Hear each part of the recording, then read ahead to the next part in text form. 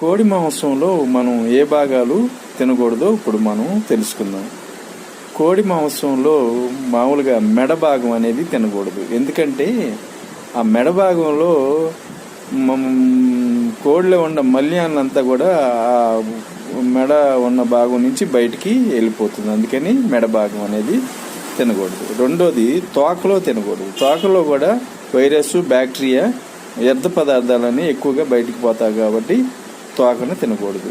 మూడోది ఊపిరితిత్తులు అనేవి తినకూడదు. ఊపిరితిత్తుల్లో కూడా వ్యర్థాలు ఎక్కువగా పోయే అవకాశం ఉంటుంది.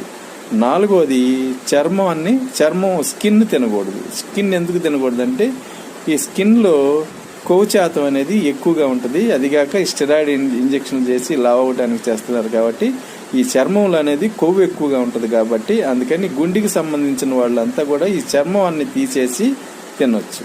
ఇది ఈ భాగాలు ఏది మెడ ఒకటి, ఊపిరితిత్తులు ఒకటి, మరి తోక ఒకటి, ప్లస్ స్కిన్, ఈ 4 భాగాలు కోడి మాంసంలో ఉన్న తినకూడదు. Thank you. Please subscribe and like. Thank you.